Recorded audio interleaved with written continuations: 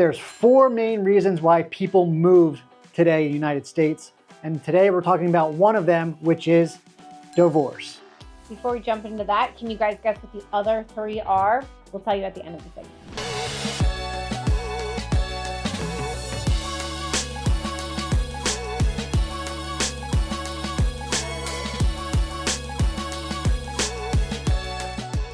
So I'm Mike Mislinski. I'm Kelly Schuett, and today we are joined with a really special guest, and actually our first ever guest on the show. This is Sarah Curnoles, and she is a life coach, and she's going to be talking to us specifically about what resources you have if you are going through a divorce or have recently gone through a divorce. And she actually connected to us through one of your favorite videos, which actually surprised us, which was one you made fun of me for. Where to meet singles in the area, which, hey, obviously it worked out. And if you guys haven't seen that one yet, you can scroll back and check that one out. It was a lot of fun to produce and reignited this connection we've had. So Sarah, tell us a little bit about you and what you do in the space of divorce, because I think we both work in that space from time to time. Right. So I'm a Baltimore native. I'm born and raised and live here forever. And I specialize as a life coach in helping people through the process of breakups and divorce. So it's all about helping them to heal from that heartbreak and have an actual process and structure to it, and then rebuild your confidence so that you can get back out there and make the most of your life and spend as little time as possible focused on the past and instead build a great new future. That sounds awesome. What got you into this? A breakup. Yeah, I'd been a coach for a while.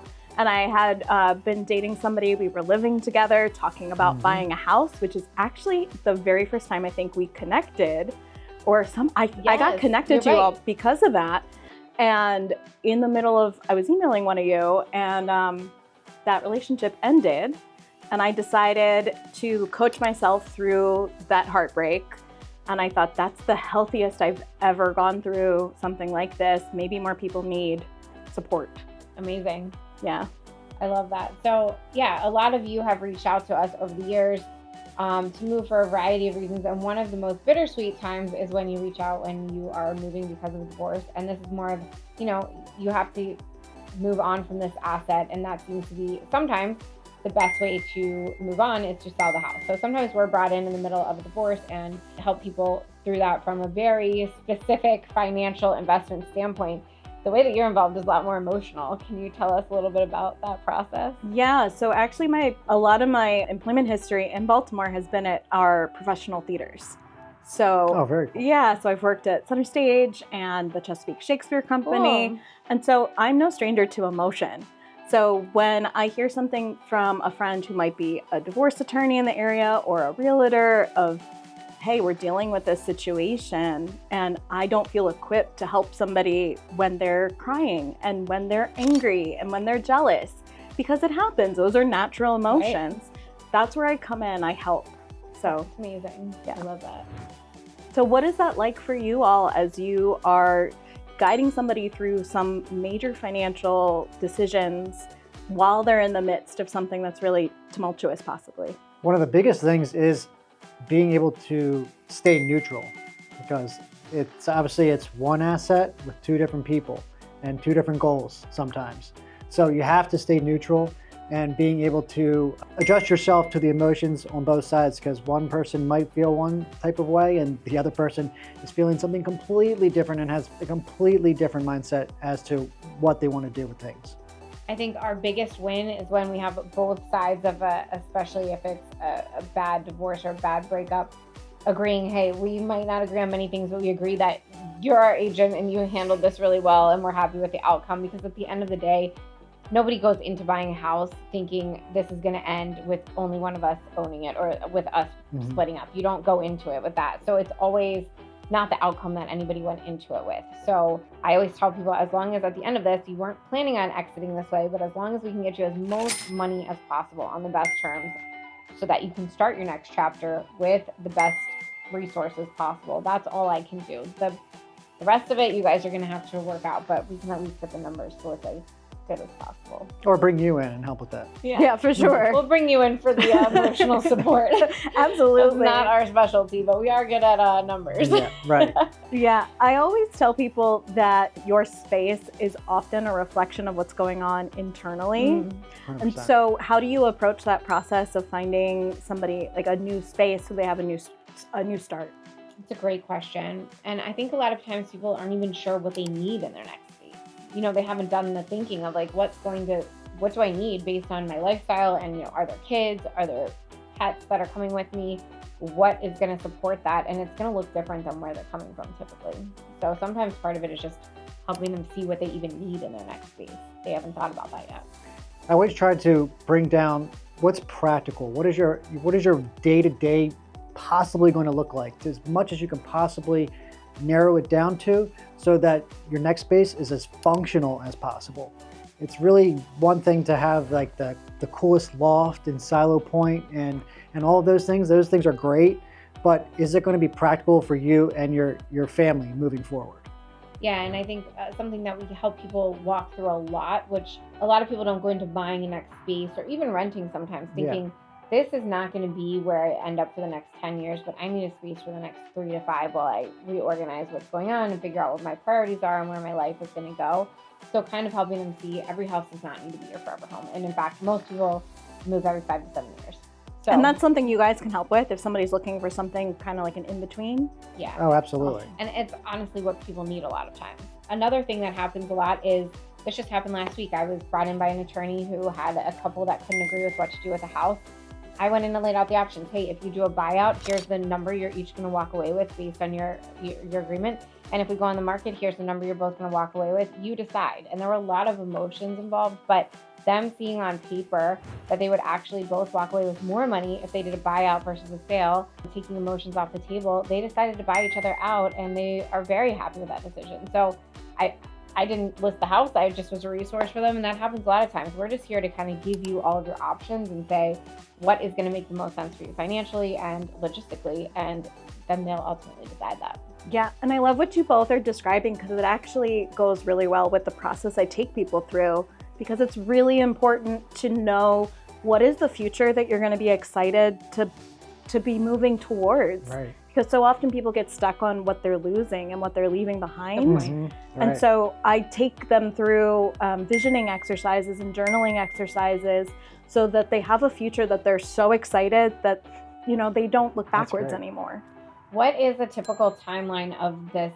If somebody's working with you, how long are they working with you? Or does it depend how bad it is? Right. It does depend. So I have a group coaching program that I take people through. It's called Forget Your Ex in 10 Days. And I love that name, by the way. I think it's so that's good. stellar. Forget Your Ex That's in awesome. 10 days. I have a couple people I need to That's incredible. Yeah, so I condense it. I don't want people wasting any more time focused on their ex when they have a whole life to go live.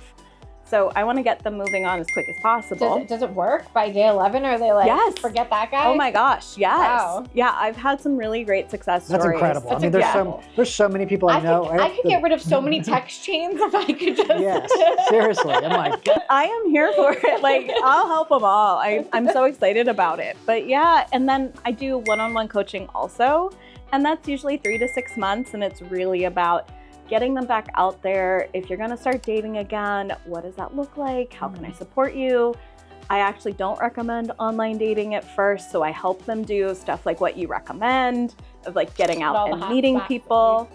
Yeah, exactly. Mike and I were laughing when we were putting this together because we're like, we're both been married for a very long time. We're like, we don't know where to tell people to go. So we're like asking all our single friends. We're like paying attention. It was fun. It was fun to put that one together. Nailed it. I mean, I'm single and I'm meeting people, and like those are the spots I go. Okay. Yeah. it's really just like you have to like, it's like when you're going to shop for a car and then all of a sudden you start seeing that car everywhere.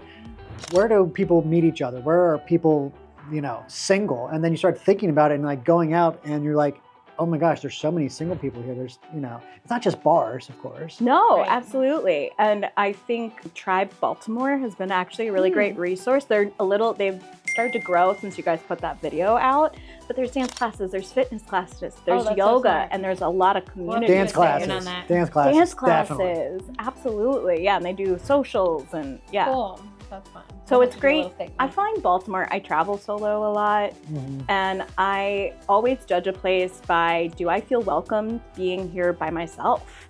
And Right. do people talk to me, or like, does the bartender acknowledge me and like start a conversation? That's a great point. Baltimore's a great place Yeah. to do stuff solo. That's great. So We like a lot of the people that tune in, you guys watching, you might not be from Maryland or around Baltimore, so that's really encouraging. If you're moving here and you are single, there's going to be a lot of friendly people here to welcome you in. yeah, and something I also build with my clients is resiliency and grit. And that's a muscle that maybe we don't exercise a whole lot, but I feel like Baltimore really embraces that. Like, we love a comeback story, we love a transformation. And, you know, if you are considering moving here, you're going to be welcomed and supported through that. Well, and like resiliency is something that all of our buyers in this market have needed, because there Absolutely. hasn't been great inventory for the past couple of years. So there's been it's been a challenging market for A lot of rejection. Yeah, there's been a lot of rejection. So if you're helping people like flex that muscle memory, like what types of things do you encourage somebody who's watching? Hey, I want to get more resilient. I want to get a little tougher skin. Like, what's one thing that they can try? I actually look at it from the opposite way of how can we be gentler and more compassionate with I love ourselves. Yeah, you get tougher skin by actually being kinder with yourself, Wow. because then you feel more comfortable to make mistakes, to fail, to try again, to evaluate and learn, instead of use your mistakes to beat yourself up. So Because, you know, most people would think what Kelly just asked, like, you know, what can I do? But How it's can like, I toughen up? but it's actually the complete opposite, which makes so much sense as you're saying it. It's very interesting to think about, and probably could use that in other aspects too. So like, how you do one thing is how you do everything. Yeah. And so people come to me for a breakup or a divorce, you know, they're learning skills that they can apply when they're shopping for a house, if they got laid off at a job, or they didn't get the promotion they wanted. It all applies. Absolutely. Yeah.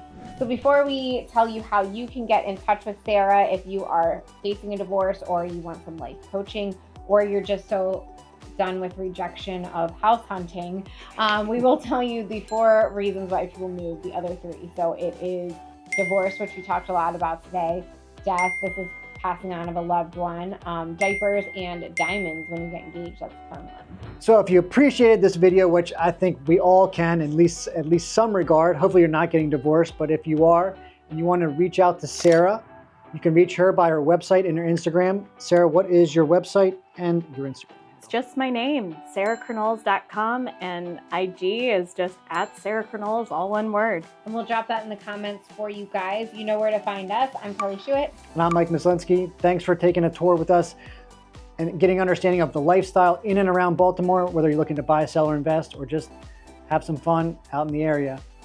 Be sure to check in our next video next time.